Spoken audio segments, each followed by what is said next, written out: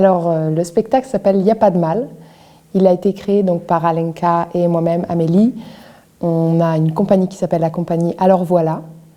Et on a créé ce spectacle il y a maintenant 1 an et demi. Et c'est un spectacle où on est allé interviewer des gens pour qu'ils nous parlent de leur rapport à la masturbation. Et c'est un travail où on retranscrit ensuite tout ce qui nous a été dit, au mot près, au bégaiement, les silences, on les note. C'est un travail très précis, ensuite qu'on réinterprète sur scène. J'ai dû avoir 17 ans. J'allais à l'école des arts et métiers, à Vevey, et j'habitais chez ma tante, à Lausanne. Et c'est là que j'ai découvert qu'on pouvait très bien faire quelque chose qui était très agréable. C'est tout.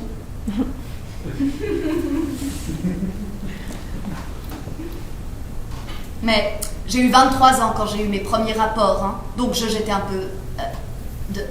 Comme je vous dis, pour moi, ça n'a jamais été un problème, ça m'a jamais... je ne me suis jamais questionnée là-dessus. On ne discutait pas à cet âge-là, vous savez. En 1953, 52, avec les copines, on ne discutait pas de ça. Donc, pour moi, ça n'a jamais été un problème. Absolument. Mais la grande question, c'est d'où vous est venue cette idée de parler de masturbation? Il a quand même une origine. Alors, on a d'abord, avant d'être collègue et directrice de la compagnie, on est amis. Et donc, en tant qu'amis, on parle beaucoup de sexualité. Donc, c'est un sujet qui revenait souvent dans notre conversation. Et l'envie, comme ça, de parler des tabous au théâtre, c'est quelque chose qui nous intéresse. Et donc, voilà, la sexualité, c'est vrai qu'on en parle quand même plus que la masturbation. Donc, c'est pour ça qu'on s'est dirigé vers ce thème pour le premier spectacle. Et pour vous, est-ce que c'est une simple discussion ou est-ce que c'est un sujet qui vous préoccupe particulièrement en tant que femme? Je crois que l'envie de parler des tabous au théâtre, ça c'est quelque chose qui nous préoccupe toutes les deux. Et puis de les amener justement de façon avec de la parole brute, donc à partir d'interviews, de vrais témoignages, de vrais gens qui en ont parlé. On avait l'impression que c'était un moyen de pouvoir aborder des thèmes dont on parle peu, qui tout d'un coup avec une grande vérité, en même temps beaucoup d'humour, de légèreté, et quelque chose où on pouvait espérer que les gens se retrouvent dans ces paroles-là. Et ça nous parle, et ça me préoccupe qu'on puisse dire des choses au théâtre auxquelles les gens vont se sentir concernés dans le public ou dans la salle. Donc ça, oui, c'est une préoccupation. Et après, je crois que c'était aussi quelque chose d'assez joyeux pour commencer, le plaisir qu'on peut s'apporter soi-même et en même temps assez croustillant ou jouissif de parler de ce sujet interdit un peu ouais, qui fait peur parce que c'est tellement intime. Et voilà, je crois que c'était un plaisir surtout d'aborder cette thématique. Moi, j'ai acheté mon premier comment ça s'appelle?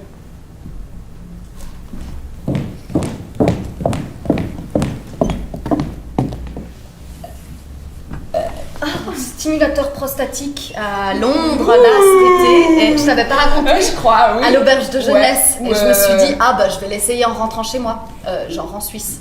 Mon cul, le soir même. C'est le cas de le dire. Ouais. Vraiment. Le soir même, dans la chambre de l'auberge de jeunesse. Vraiment, en plus, au fond de moi, je savais que c'était une scène de film que j'étais en train de vivre. Vraiment. Et c'était incroyable. C'était tellement incroyable parce que j'ai quand même expérimenté l'orgasme anal avant avec des partenaires. Seule, jamais. J'avais jamais réussi toute seule. Et en fait, de pouvoir se le procurer toute seule, il y a beaucoup dans la littérature féministe de ce sentiment de puissance autour du vibro et de cet objet-là. En fait, je l'ai vraiment compris ce jour-là. Avant de rentrer dans le vif du sujet, une question tout de même. Pourquoi vous avez eu besoin de vous baser sur des témoignages? Est-ce que vos propres expériences personnelles de masturbation ne suffisaient pas? Alors pour moi, en tant que comédienne, c'est important de raconter les histoires des autres et de ne pas moi me raconter au théâtre. Et c'est pour ça qu'on est allé rencontrer des gens pour avoir le plaisir de dire des mots qui ne sont pas les nôtres. Mais est-ce que ça aurait été gênant pour vous parce qu'en réalité, on rentre quelque part déjà dans le vif du sujet, c'est un sujet gênant, c'est quelque chose qui se fait en privé, c'est quelque chose qui est très intime, quelque chose dont on ne parle pas. Donc est-ce que pour vous, ça vous a permis aussi de dépasser peut-être vos propres appréhensions à parler de votre propre intimité ? Certainement, oui, ça met une distance qui fait qu'on a moins de gêne, nous, en tant que comédienne. Après, pendant le spectacle sur le plateau, on joue la gêne. Mais c'est vrai que vu que c'est des mots des autres, eh ben, y a une distance qui est mise, qui nous met dans une sorte de sécurité. Alors, j'ai été éduquée dans une famille états-unienne, enfin suisse-états-unienne, mais très influencée états-unienne. Et du coup, ma mère, elle est très ouverte et on parle de tout et de rien. Et puis du coup, des fois... Trop. Ouais, trop des fois. Beaucoup trop. Et puis du coup, depuis très jeune, on parlait de sexe, on parlait de masturbation, de tout ça. Et puis ça a toujours été très ouvert. Après, il y a toujours un côté de gêne d'en parler avec ses parents. De voilà, je me branle. C'est quand même gênant. Mais du coup, ça a toujours été ouvert chez nous. Du coup, j'ai jamais eu trop honte du fait que je me branle. Ouais. Voilà, pour moi, ça a toujours été ouvert et j'en parle ouvertement souvent. Au fil d'une conversation avec des gens, on commence à parler de masturbation et les gens, des fois, sont un peu... Ok. Et puis, il y a d'autres gens qui sont... Ah, moi aussi. Et puis, du coup, des fois, j'ai pas de limite, enfin de conscience des normes. Ouais. Et de barrières. J'en parle trop librement. Du coup, je sais pas si c'est dû à mon éducation, parce que j'ai été élevée dans une famille où on partage tout, où on dit tout, et puis du coup, voilà. Pourquoi la masturbation est un sujet gênant ? Je pense que ça revient à ce que je disais tout à l'heure, que c'est très intime et que si on remonte il y a très longtemps, c'était aussi vu comme un péché. Religieusement, c'était pas autorisé de se faire du propre plaisir. C'était plutôt que dans un but de se reproduire, donc à deux et tout ça, pour faire des enfants, etc. Et du coup, c'était quelque chose d'interdit. Donc j'imagine que par d'autres biais aussi probablement, mais même dans l'éducation, c'était transmis qu'il ne fallait pas se toucher, que dans les orphelinats ou même dans les je sais plus le mot, mais les écoles, dans les internats, c'était interdit. Il y avait un truc qui était très strict à ce niveau-là. Et ouais, je pense que c'est, voilà, dans l'histoire de l'humain, ça a été interdit, et ça fait qu'aujourd'hui encore, c'est difficile d'en parler parce que c'est secret et puis c'est assumé. On est quand même dans une société où c'est un peu dur de dire... Non, je sais pas. J'allais dire c'est dur de dire qu'on va bien, mais peut-être que si ça peut aller, mais de dire je me fais plaisir moi-même, c'est quand même dur à assumer, encore aujourd'hui. Voilà, ce sera plus toléré d'œuvrer pour une œuvre humanitaire que de se faire du plaisir à soi-même ou à son propre corps. En plus, il y a le rapport au corps. Hein. Complètement. Moi, j'ai été élevée dans une famille de culture protestante. Autrement dit, j'en ai jamais parlé avec ma mère. Je pense que j'en parlerai jamais avec ma mère. Ni de la sienne, ni de la mienne. Or, j'espère farouchement qu'elle se branle, le plus possible. Non, mais vraiment avec beaucoup de tendresse pour ma maman, quoi. Et mon père a toujours eu un rapport de la vanne de l'adolescent à ça. J'en ai pas du tout parlé avec mes parents. J'ai pas du tout eu d'éducation dessus.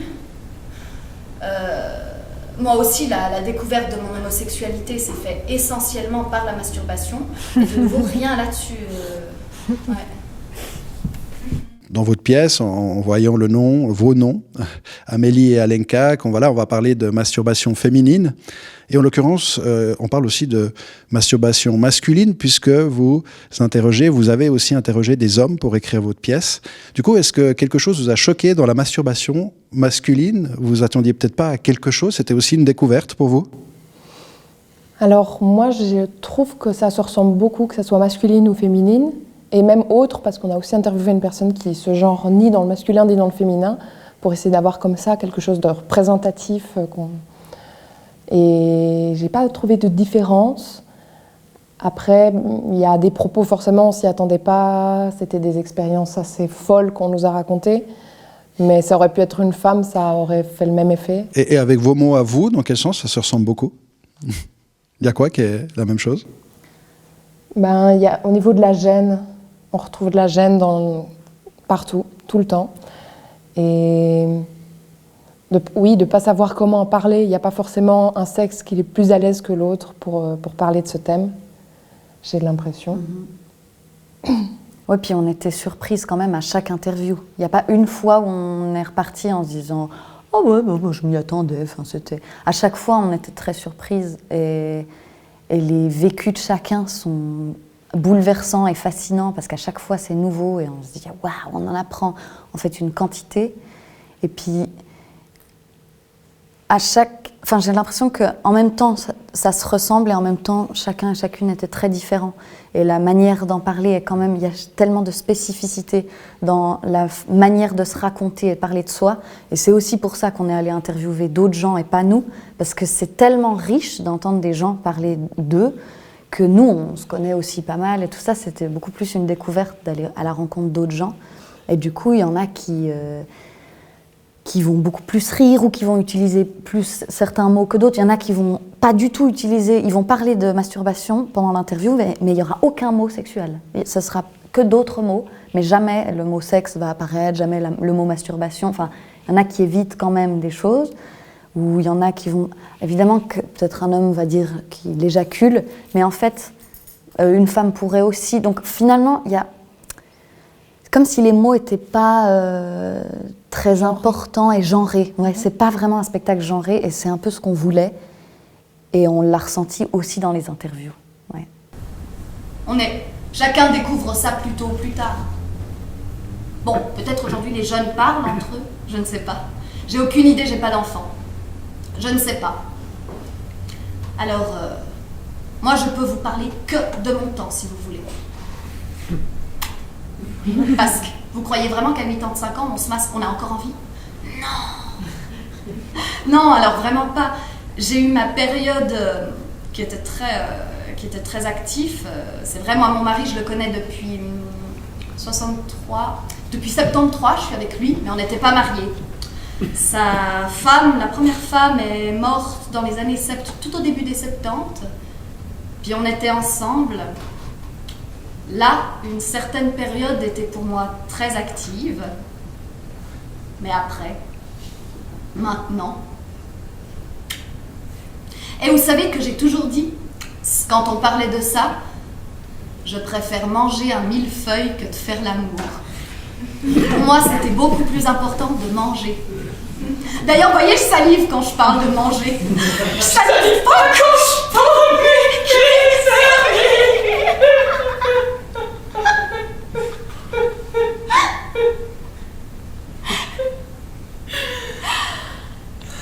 Voilà. Il y a une dimension en fait dans la masturbation où il y a peut-être l'idée aussi que c'est une chose sale, voilà, peut-être parce que c'est corporel aussi ou parce qu'il y a des fluides. Enfin, mais vous, dans votre pièce, vous présentez ça, vous parlez de masturbation en chantant, vous parlez presque de manière poétique avec des mots, voilà, des mots, des images. Du coup, c'était aussi votre idée de présenter la masturbation comme quelque chose de normal, enfin de pas sale en tout cas.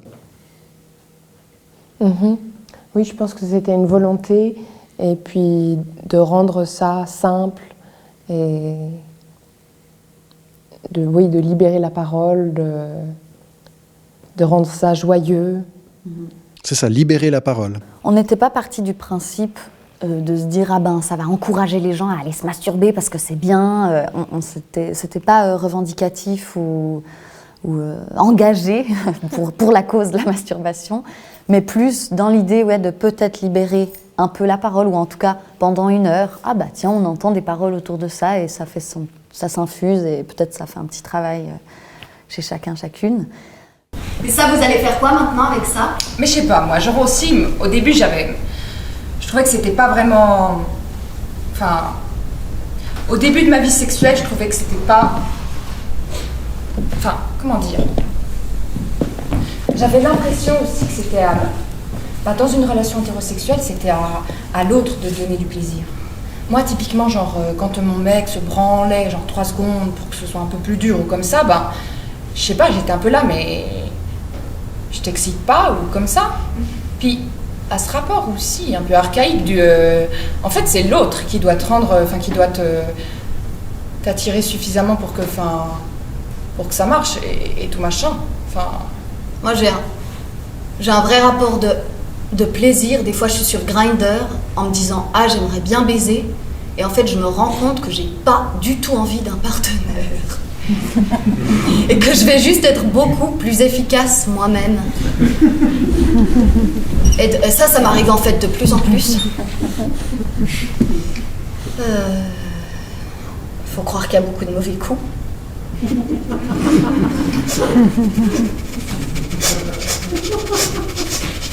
Peut-être aussi une question, on a les cours d'éducation sexuelle à l'école. Du coup, voilà, il y a des mouvements, des choses très pratiques qui sont peut-être expliquées lors de ces cours d'éducation sexuelle. Qu'est-ce que vous amenez de différent dans votre pièce, d'après vous, qui parle de masturbation? On est moins dans le mécanique, mais on est plus dans quoi? Nous, on a été assez... c'était une des questions qu'on posait à nos interviewés X. C'était quelle éducation ils avaient reçue. Parce que ma propre éducation sexuelle que j'ai reçue à l'école, c'était m'apprendre à mettre un préservatif, à se protéger. On me parlait des maladies sexuellement transmissibles et c'était pas très joyeux. Mais ça, c'était la mienne, celle que j'ai reçue. Et du coup, justement, c'était un truc où on se disait, mais c'est quand même fou qu'on ne nous parle pas de ce plaisir-là qu'on peut s'apporter. Le cours d'éducation sexuelle est un peu gênant, un peu pas très joyeux, parce qu'on parle de toutes les maladies que tu pourrais choper, et voilà. Et du coup, on voulait en rendre ça joyeux. Et après, par contre, nous, on ne voulait pas du tout faire un truc éducatif ou transmettre des méthodes ou je sais pas quoi. C'était plus... Aussi, on travaille sur le duo théâtral et sur...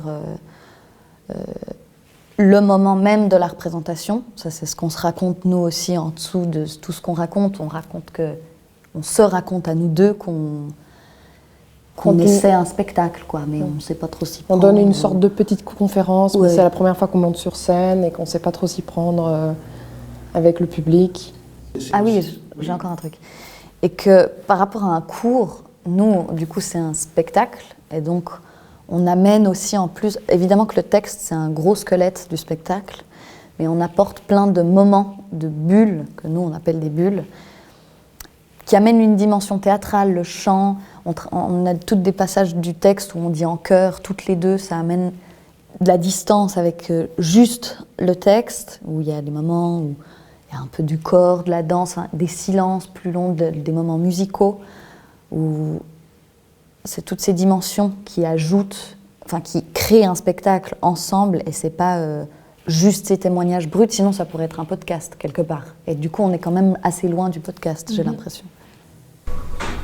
Voilà, ça c'est... Puis même, ouais, justement, il restait un petit bout de pied qui traîne, ça me procurait beaucoup de plaisir. Bon, voilà. Ça c'est... Je sais pas pourquoi je te raconte ça.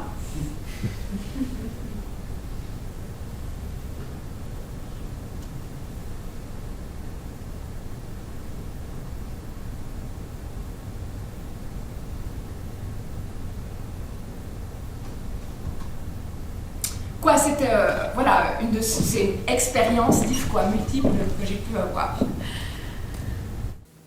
Du coup, est-ce que vous pouvez nous dévoiler quelques moments du spectacle, des dialogues peut-être que vous avez, aussi qui vous reviennent aussi par rapport à ce que vous avez entendu, On imagine qu'en écrivant votre spectacle, vous vous souveniez des gens qui vous parlaient de masturbation en face de vous, avec leurs expressions, mais des moments, vous, de votre spectacle, dans le texte, qui vous parlent particulièrement. Peut-être depuis le début, enfin, puis on peut faire chronologiquement aussi une découverte avec vos mots du spectacle.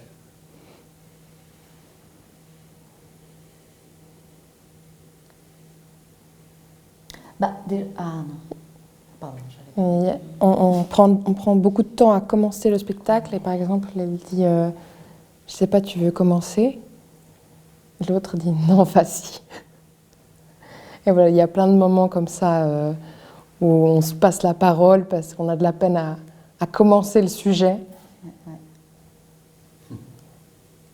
Il y a le moment où du coup, tout d'un coup, il y en a une des deux qui saute, qui fait le plongeon et qui se lance. Puis elle dit un peu alors, et puis elle se met à parler et à faire le plongeon de bon, allez, je me confie.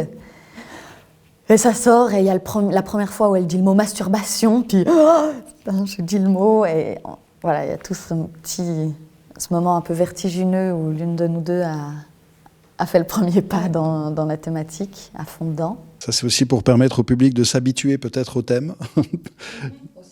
Aussi. Et pourtant, ce public, il vient chercher ça. On imagine qu'il lit à l'affiche, on va parler de masturbation. Ah, enfin une parole qui me parle de ça. Ouais, je pense qu'ils viennent chercher, mais je pense qu'il y a aussi de l'appréhension. On sent, ça dépend vraiment des soirs. Et justement, ce début où on plonge avec peur dans le sujet, ça rassure les gens de voir que, ah ok, elle aussi. Enfin, je sens pas... Ils n'arrivent pas hyper détendus parce que je pense qu'on peut un peu tout imaginer sur un spectacle sur la masturbation. On peut se dire, oulala, s'il y a des gens nus qui tentent des trucs. Enfin, on peut...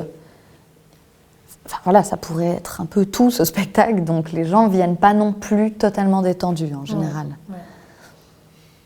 Et au fil de la représentation, on est aussi complètement en adresse publique tout du long, donc on parle vraiment aux gens. Des fois, on leur pose des questions, mais on n'attend pas de réponse précise, mais on s'adresse aux gens tout au long du spectacle. Parfois, ils répondent.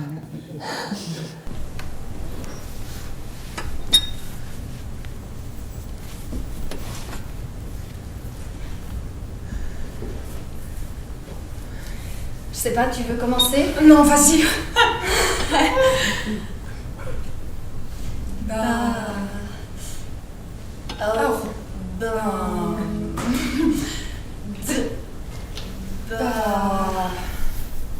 Bon, c'est normal qu'on n'en parle pas. On va parler à la mi-groupe, puis dire à la prochaine qui va. Excuse, vous faites ça? Vous voyez? C'est personnel, c'est comme si on mange des tripes ou pas. Il y a des gens qui aiment les tripes, les gens qui les aiment pas, c'est pas autre chose. Qu'est-ce que vous avez comme différentes réactions des publics, en fait? Il y a beaucoup de rire, mais on sent des fois qu'il y a une phrase qui les fait réfléchir. C'est ça, qui est très intéressant, c'est de voir le visage des gens. Et comme ça, on voit les réactions. Et nous, connaissant la pièce, on sait, dans 2 phrases, il y a une phrase qui est assez trash, on va voir comment est-ce qu'elle va être reçue.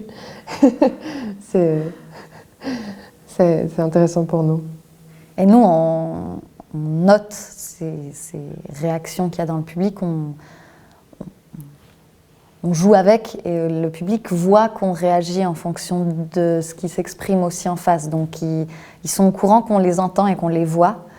Et du coup, c'est assez chouette parce que c'est un échange aussi. S'il n'y a qu'un rire isolé, c'est sûr que nous, on va communiquer avec la personne qui vient d'avoir un petit rire. Et ça donne aussi de la complicité avec le public. Et ça les rapproche aussi de nous parce qu'on leur dit, on est là, on t'a vu, et t'es là, et on est dans la même pièce, quoi, on s'entend. Ah oui, ben voilà, il y a un truc que je peux dire aussi, les cinémas porno. Je sais pas si vous êtes déjà allé dans un cinéma porno. Je vous conseille pas. C'est des... Ah ça oui, c'est glauque, ouais, j'avais oublié. Ça m'arrive quelquefois d'aller au Moderne, là, à Lausanne. Parce que je trouve excitant, en fait, c'est le lieu... Ah ouais, c'est vrai que Tu m'as dit un truc glauque que moi je considère glauque. J'en ai pas beaucoup, mais par contre, ce que je fais serait considéré par beaucoup de monde très glauque. Donc, par exemple, d'aller dans un haut moderne. Il y a un... Donc, t'as différentes... T'as 2 étages.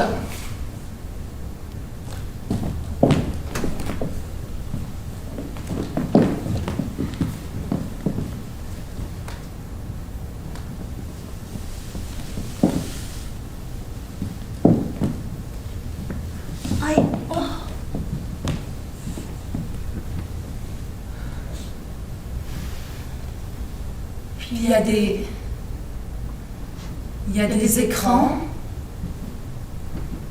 puis c'est sale. T'as des mouchoirs par terre où les gens ont utilisé ça.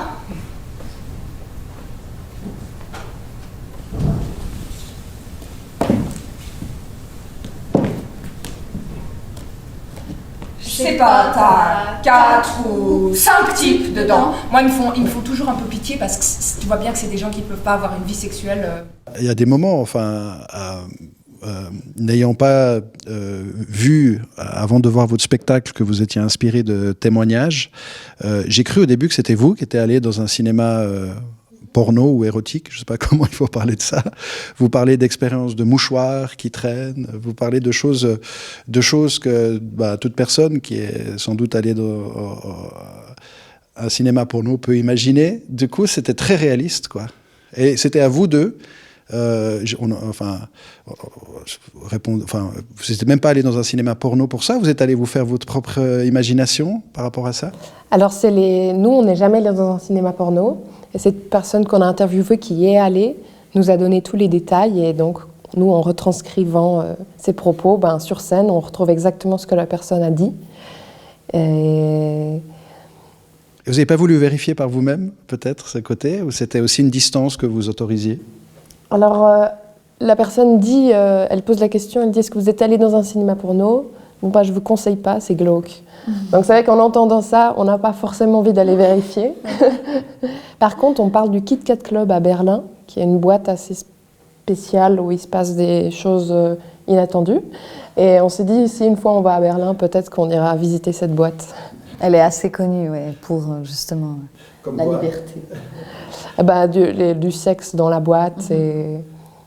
Ouais. Les téléphones sont interdits, ils sont pris à l'entrée, tout est gardé, donc personne ne peut filmer de choses ou quoi, mais du coup, il y a du sexe dans la boîte, quoi. Et on ne peut pas y aller habillé comme on est là, il faut avoir une tenue un peu fétichiste. Donc soit un peu de cuir, une femme, ça sera, je sais pas, une robe en filet, en treillis et tout ça. Voilà, ça c'est une phrase du texte telle quelle. J'étais au Kit Kat Club à Berlin. Je sais pas si vous connaissez. Alors, d'accord, voilà. C'est quoi Berlin? C'est particulier quand même comme ambiance. Vous êtes déjà allé où?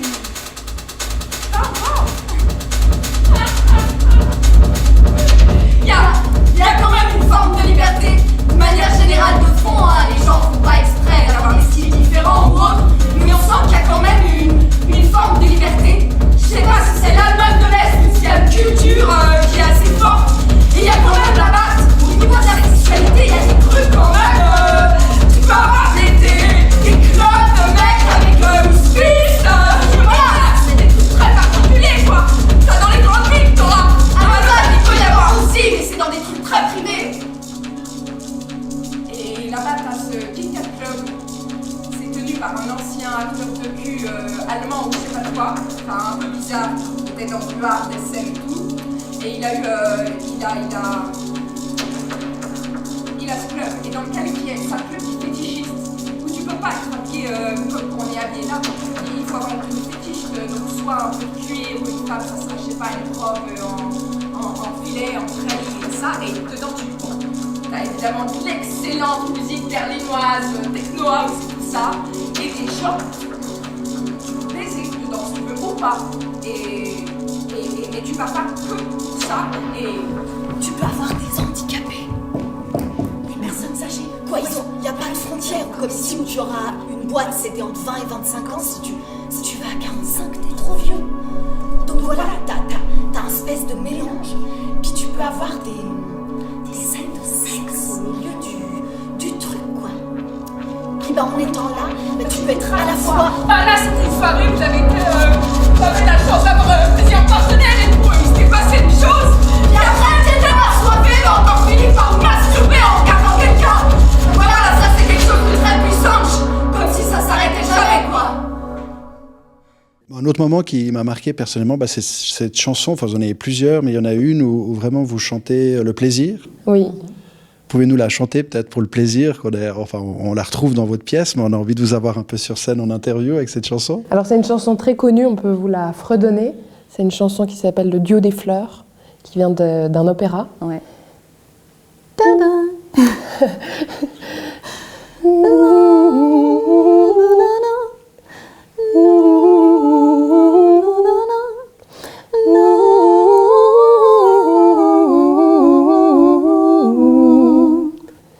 Voilà, et du coup dessus on a mis des paroles, une ode à la masturbation. On l'a réécrite à notre sauce. À découvrir dans votre spectacle. Voilà. Et dans le teaser. Et dans le teaser, si vraiment il y a des curieux qui veulent un peu plus.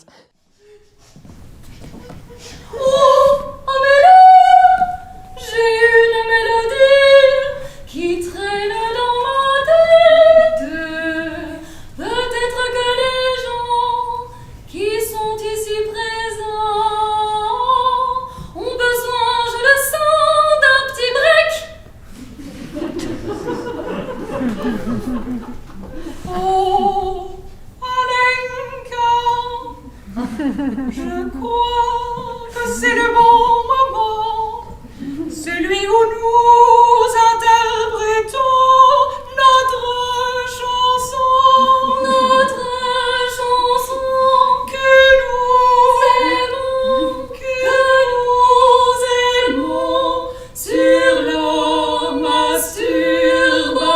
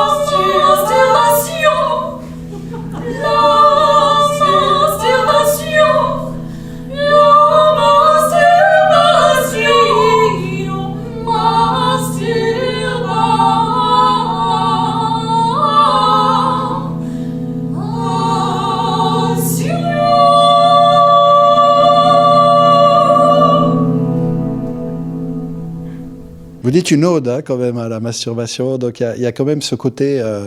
Est-ce que vous encouragez à la masturbation?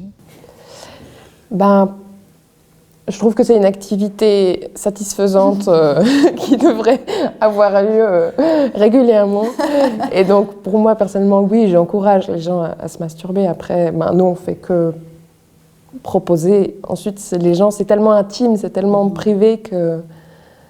Mais pourquoi? Parce que ça libère l'esprit? Oui, on dit par exemple à un moment donné que ça vaut la peine de faire ça la veille d'un examen, si on est trop stressé. Voilà, c'est vrai ça libère des endorphines. Ou pour mieux dormir. Ouais. Pour mieux dormir. Que ça peut aider à dormir. Voilà. Pour les insomniaques et tous les autres. Non, mais c'est bénéfique et on apprend à se connaître et on apprend ce qu'on aime, ce qui est agréable. Et puis l'orgasme aussi.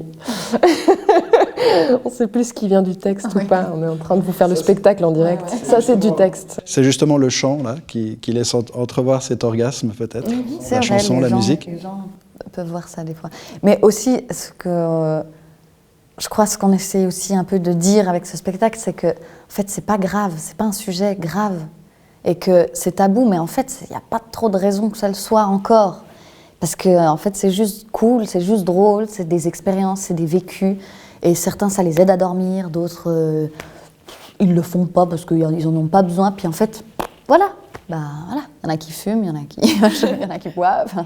On fait tous, et encore, ça, c'est des addictions, si c'est de l'alcool. C'est une petite zone réellement... C'est vraiment une petite boîte secrète, quoi. C'est cool.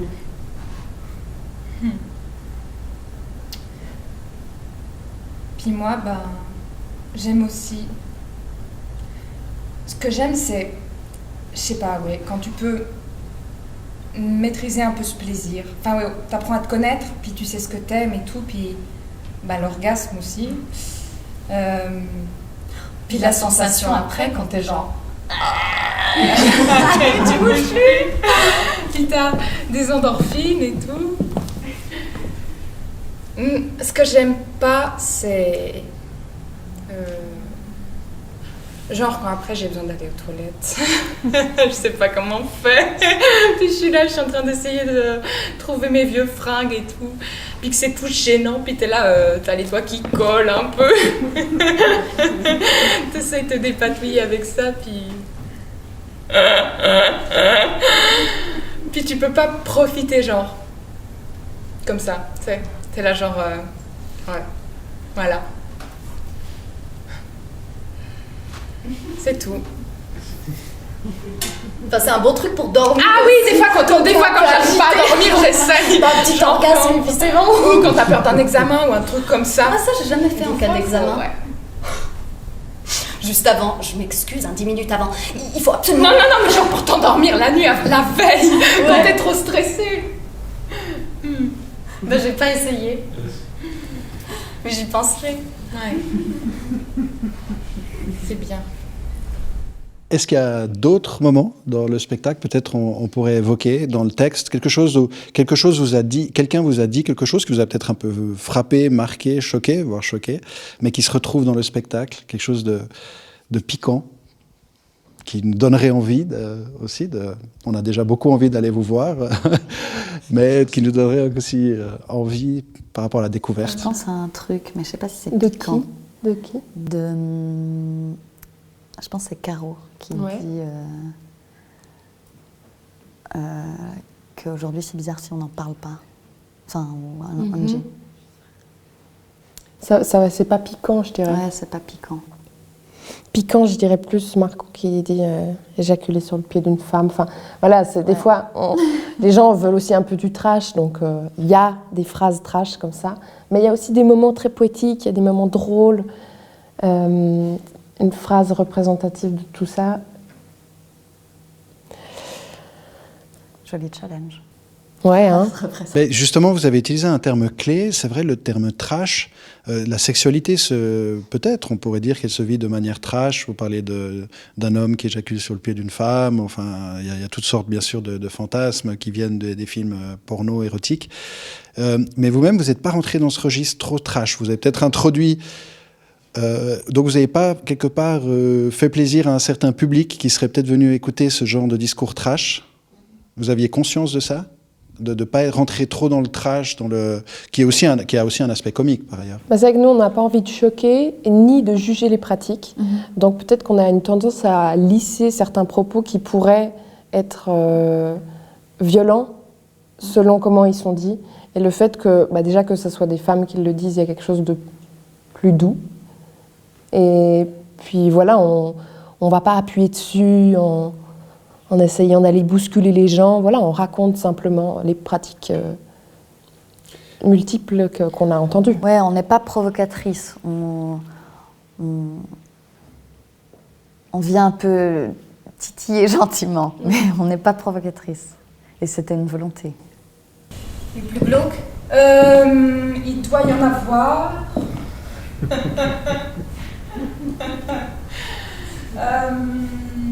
Ouais, un truc me masturber dans la rue en regardant des gens. Puis, c'est un truc travailleuriste, ça c'est quoi? C'est un peu glauque quand même. Parce que tu violes quand même l'intimité. Là, les gens qui, je sais pas, je vois des jeunes filles passer, puis tu vas les prendre comme des... C'est-à-dire, tu vas pas les agresser ou autre. Et vous avez rien demandé, et tu rentres quand même, tu violes quelque chose quand même en faisant ça. Bon, peut-être qu'elle a grand... En se masturbant à la télé avec des gens qui n'ont rien demandé de... On fait ça aussi, je pense. Mais il y a quand même une distance de la télé. Oui. Mais là, dans une rue, c'est quand même peut-être un peu glauque.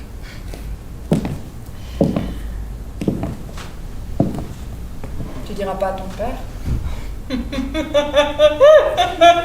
Tu vas savoir des choses, plus de choses que lui. Après, il y a des choses où j'aime masturber. Par exemple, voilà, je vous ai parlé du truc solitaire, mais quand c'est en groupe, c'est par exemple se masturber sur un... Quand d'autres font l'amour devant moi, ou prendre le pied d'une femme et éjaculer dessus, voilà, ça c'est d'autres faux. Alors, pris dans un tout, alors...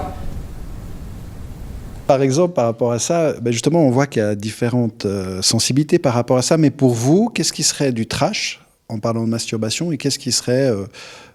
quelque chose de plus envolé, des choses qui vous choqueraient, une chose que vous parleriez plus facilement, dont vous parleriez plus facilement en évoquant la masturbation. Quelque chose de trash que vous avez dans votre spectacle. Moi, trash, c'est très évident. Ce serait soit qu'on soit à poil sur scène. Déjà qu'on parle d'un truc très intime et sexuel, ce serait qu'on montre des choses, ou qu'on soit à poil et qu'on provoque à ce niveau-là, qu'on se touche. Mais attends, tu veux quelque chose qu'il y a dans le spectacle? Oui, peut-être dans le spectacle aussi. Ouais. Aussi, mais peut-être... aussi ma question pourrait aller dans ce sens-là. Dans le spectacle. Oui, dans le spectacle, exactement. Ouais. Ah. Mais c'est intéressant que vous êtes parti aussi, parce que vous n'étiez pas nu dans le spectacle. Non, effectivement. Mais c'est quoi, par gêne ou vraiment par... Non, parce qu'il ne s'agit pas de ça. Enfin, Vous attiriez du public de très loin. Ouais, puis ça aurait aucun sens vu comme on parle de témoignages. Donc nous, on a aussi une passion de la langue, de la façon dont les gens s'expriment. Et c'est aussi de ça qu'on veut rendre compte. Et de dire, vous voyez comme c'est dur de parler de ce sujet. Nous, on a aussi ça et on savoure tous les mots. Puis comme elle disait au tout début, on reprend tous les tics de langage, toutes les déglutitions, on les sait, on les fait de façon très précise. Et c'est aussi ça qu'on veut faire entendre. C'est pas que le sujet. Voilà. Ouais. D'où le fait aussi qu'on ne montre pas des images, on n'a pas d'écran, on ne montre pas des images. Enfin, on essaie plutôt de faire une bulle un peu hors du temps, où on entend des paroles qui viennent de plus ou moins loin. Ouais. Et puis, par rapport à ce côté plus poétique, moi, je pense à un moment sur les nœuds telluriques, où c'est quelqu'un qui va dans la forêt et il cherche justement des zones telluriques qui, en fait, une fois dessus, il y a une excitation sexuelle qui arrive. Et donc, je trouve que c'est assez beau de mêler la nature à ce thème. Voilà, comme quelque chose de naturel au fond, cette masturbation, quelque chose de proche de la nature, du corps, des liquides, des fluides, enfin de tout quoi. Ouais, puis quelqu'un qui a une très belle sensibilité à ces ondes. C'était assez bouleversant, ouais. La dernière chose aussi que je suis en train d'explorer maintenant, quoi, c'est même pas une exploration dans le sens recherché puisque j'ai pas d'éducation à part moi-même, mais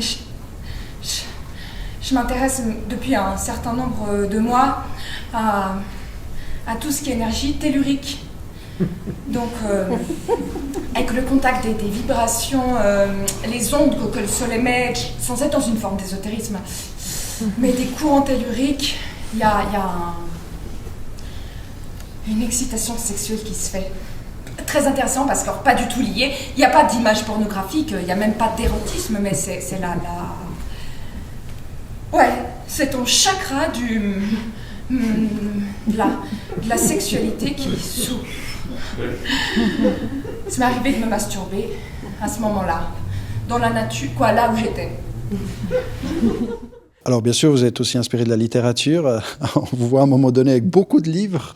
Donc évidemment, la littérature érotique, on pense au Marquis de Sade par exemple, enfin, c'est très riche, surtout d'ailleurs à l'époque. Aujourd'hui, c'est peut-être plus les films, mais à l'époque, la littérature était très très riche en la matière. Ça aussi, ça a été une source d'inspiration, on imagine.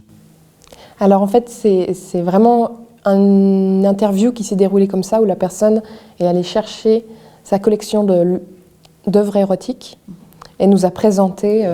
Et la vieille dame, en La l'occurrence. vieille dame, exactement. Et donc elle cherchait à vendre toute sa collection, mais elle dit plus personne ne veut des livres.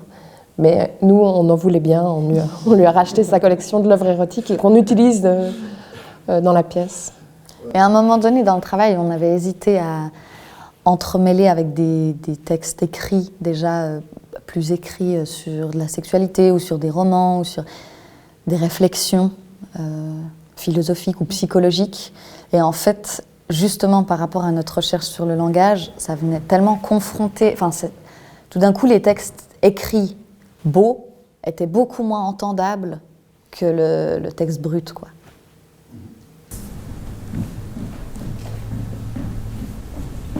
Vous voyez?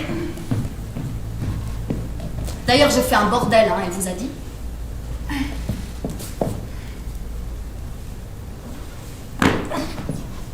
La Vénus avec les forures Sacher-Masoch. Vous savez qui c'est? Mais si, c'est lui qui a fait le sadomaso. Sacher-Masoch. C'est lui qui a écrit sur le... qui a, si vous voulez, fait connaître le sado. Ça, c'est qui? Guy de Maupassant. Alors, il y a des très jolis dessins. J'en ai 20. Si vous voulez, je vous les prête. Mais j'aimerais beaucoup les... Parce que moi...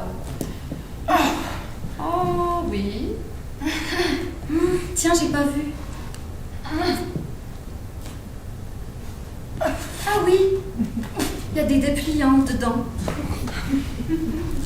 Si vous voulez, je vous les prête. Parce que pour vous, c'est peut-être encore intéressant. Moi, ça ne l'est plus. Il y a tous les... pratiquement. On disait ça. Les œuvres interdites. On n'attend pas ça de Guy de Maupassant. Hein. On n'attend pas tellement ça de Guy de Maupassant. Ça, c'est plusieurs Balzac. Vous aimez Balzac? Ça s'appelait comme ça. Les chefs-d'œuvre interdites. À certains moments dans votre spectacle, vous parlez en même temps. Et du coup, il y a une sorte de troisième voix, quelque part, qui naît, une voix très harmonieuse. Enfin, c'est quoi? C'est une volonté pour ce spectacle ou c'est l'habitude de jouer ensemble aussi comme amis? Qu'est-ce que c'est? Pourquoi vous avez introduit ça dans votre mise en scène? C'est une volonté, il y a ça sur plusieurs passages de la pièce où on parle en même temps et ça donne comme ça, comme une sorte de chœur. Et c'est vrai que c'est rare d'entendre des gens parler en même temps et là, c'est vraiment des phrases où on a des erreurs dans le texte. Et donc, je pense qu'on n'a jamais entendu ça dans la vraie vie. Je ne sais pas s'il y a un exemple, par exemple, la micro. Bon, on va pas... Comment ça va? Bon, on va pas à la mi-groupe, puis dire à la prochaine qui va. Ok. Bon, on va pas à la mi-groupe, puis dire à la prochaine qui va « excuse ». Vous faites ça, vous voyez. Voilà, c'est toutes ces petites erreurs de langage qui tout d'un coup sont mises en évidence. Aussi, les gens ont tendance à oublier que c'est des interviews.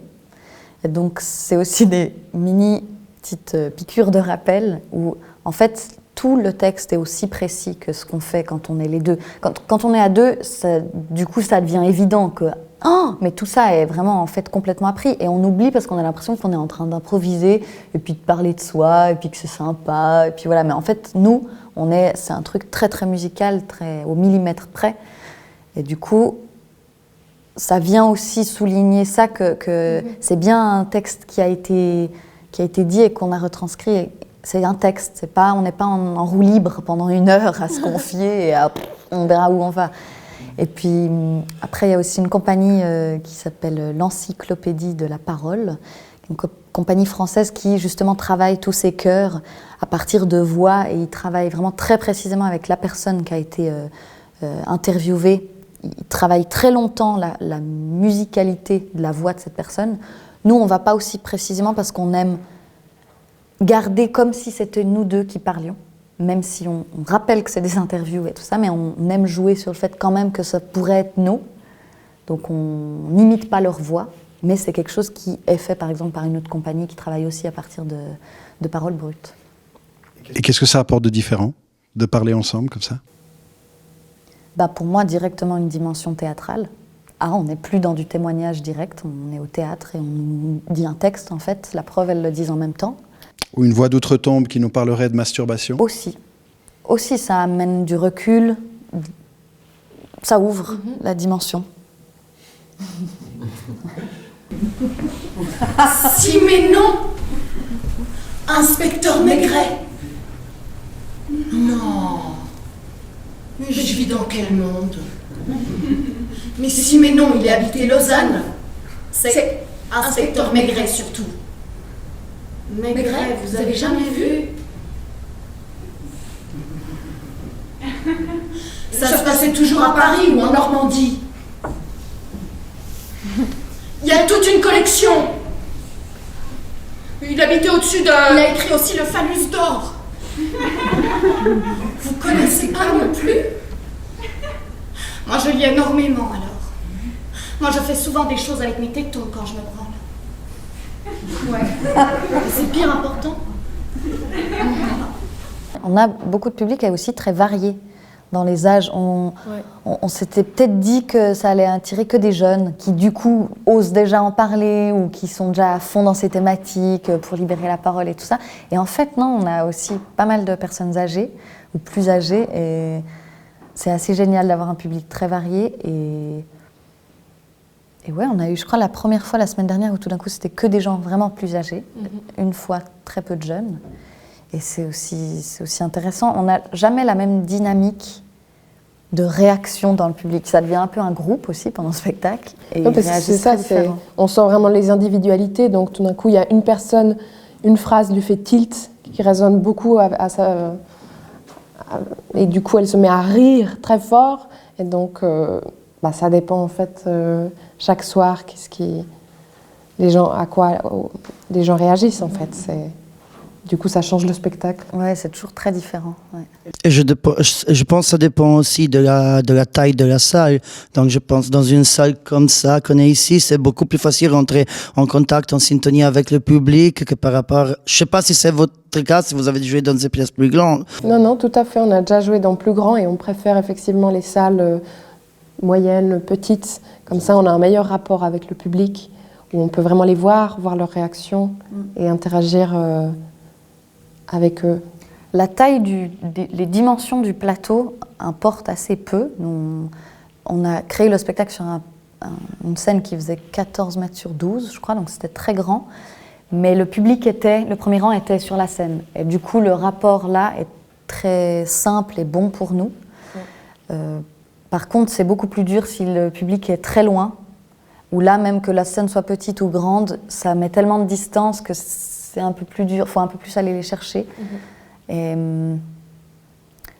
Ouais, en tout cas plus proche. Mais c'est drôle parce qu'au début du projet, on se disait il faudra pas jouer dans des salles trop petites parce que on sera trop proche, les gens vont être un peu se sentir un peu coincés et tout ça. Et en fait, pas du tout.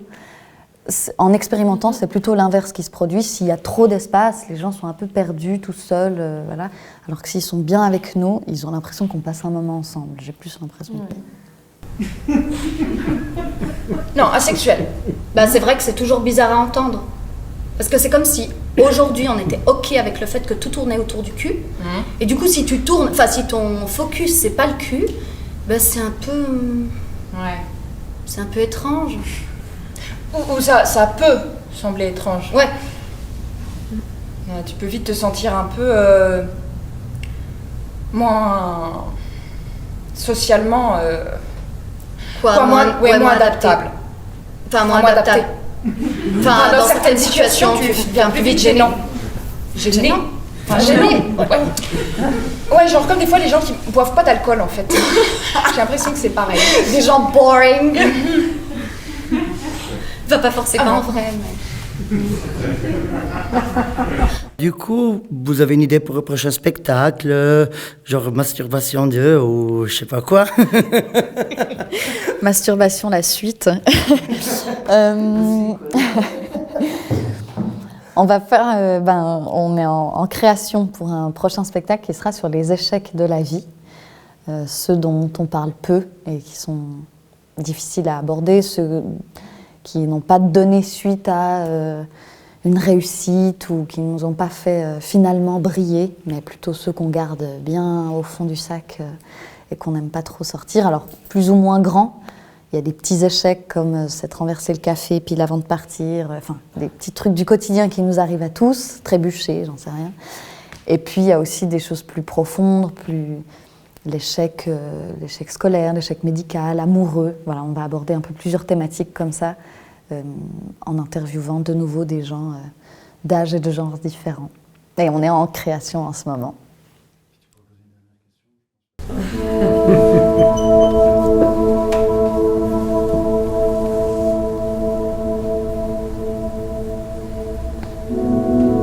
Le but de tout ça, c'est quoi? Le but.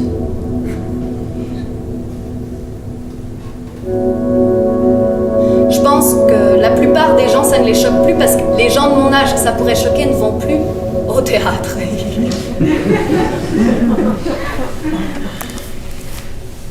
Bon.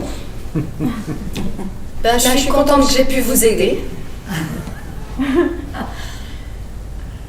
Au revoir. Au revoir. Mais de rien. Volontiers. Bon après-midi, hein. Au revoir.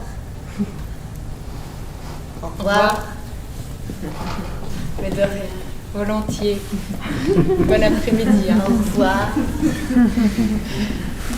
Au revoir. Au revoir. Au revoir. Au revoir. Bon après-midi. J'ai tellement envie de dire et vous alors. Mais de rien. Au revoir. Mais de rien. Volontiers. Bon après-midi, hein. Au revoir. Au revoir. Au revoir. Volontiers. Bon après-midi, hein. Au revoir. Au revoir.